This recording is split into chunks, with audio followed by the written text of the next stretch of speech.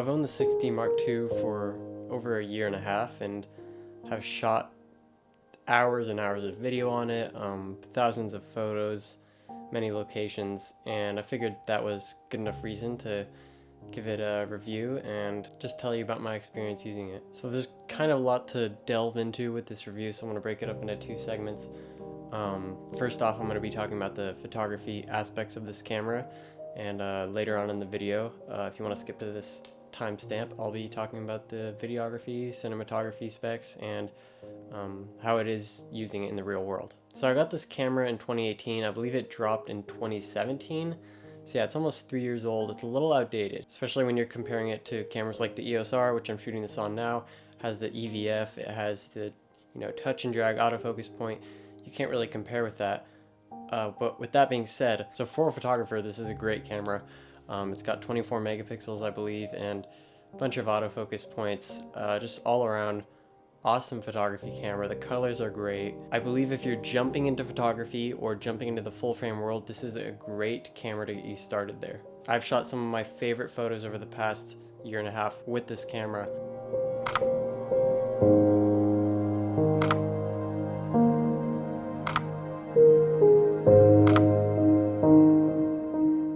So the resolution is really nice. The autofocus on the 6D Mark II is nice, and it is a nice improvement from the original 6D, which only had, what was it? I believe it was 9 autofocus points. Could be wrong. 9 or 11? It was quite a small amount for, a professional full-frame camera. So the Mark II is a nice step up because it has, I believe, 45 cross-type autofocus points, and opposed to the 9 or 11, however many the 6D original has, it's a nice bump. The only caveat with these autofocus points is that they seem to all be clumped in the middle, which is quite a weakness. If you like to frame things in the bottom or the top of the frame or just anywhere out of the middle of the frame, it's quite a challenge with the 6D Mark II, that is using the viewfinder. So if you're gonna, just use the live view, if you want to frame something at the bottom, that's fine, you can totally get away with it. But the autofocus point placement is a little odd. Not really sure why they're all clumped in the middle, but I guess that's one of the advantages of owning a mirrorless camera with all the up-and-coming mirrorless cameras that are on the market.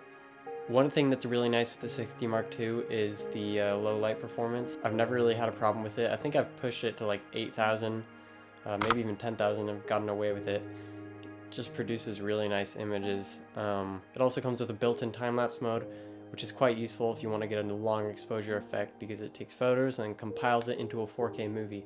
Really useful, and I'll talk more about that later when we get to the video part. So I believe if you are a photographer solely, this is a great camera, a great backup camera, maybe the third or second camera. If you are photography solo, jumping into full frame, great camera, or if you want, a second camera, shooting a wedding or whatever the case may be, I feel like the 6D Mark II is a great, reliable camera. If you're a photographer that also wants to dabble in video, it's a great camera.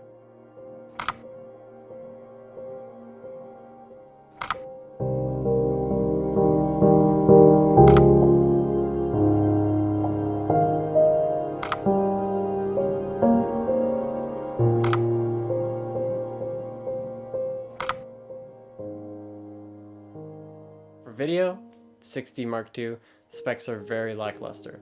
I would not get this camera under any circumstances if you're a video shooter. If you're solely a video shooter, do not get this camera. If, though, you are a photographer that wants to dabble in video, maybe shoot vlogs here or there, film, I don't know, your family, this is a great camera because you don't need all those high-end codecs and resolutions. You don't need 4K. And the two things that this camera have that are essential for, YouTube vlogging is the flip-out screen and the dual pixel autofocus. I'm using dual pixel on the EOS R right now, and it's been tracking my face the whole time. The 6D Mark II is as good as this autofocus right here. The weak points for the 6D Mark II for video are the resolutions and frame rates. There's no 4K. There's no slow-mo above 60p, and it's all IPB. So I wouldn't ever recommend this to anyone who wants to, get into cinematography and only shoot video, because you're not going to have that flexibility in post when you're color grading with the IPB. And if I'm being completely honest,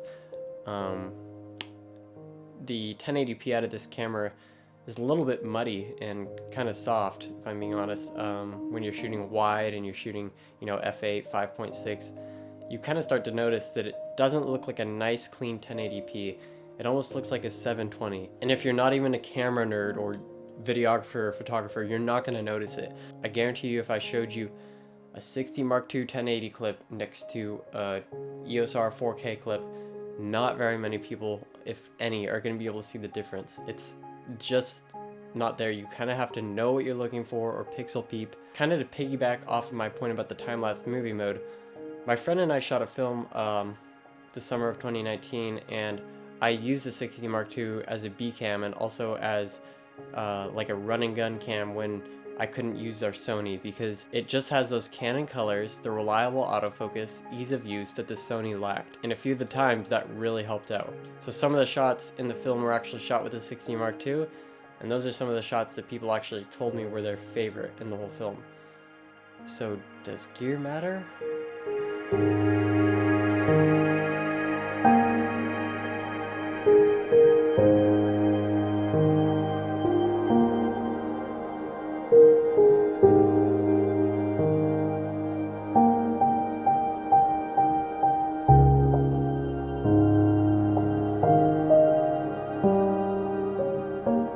As a video camera, 60 Mark II is not great, but as a B camera or as a camera for video, if you're a photographer wanting to dabble in video, I feel like it's great. Does it have the best resolution and highest frame rates on the market? No, but what it does shoot, it shoots very well. So I hope this helps you in your decision-making process about the 60 Mark II. If you're still looking at this in 2020, and if you're wondering if this is even worth buying in 2020, I would say yes. You can probably find it super cheap on eBay used, which is what I would recommend. If you're even getting into photography, I would just recommend buying the 60 Mark II or the 60 Classic, because then you'll just be jumping right into full frame. It's a great photography camera, and I've shot some of my favorite photos with it. I'll always remember the jump from APS-C to full frame, and for me, the 60 Mark II was that camera.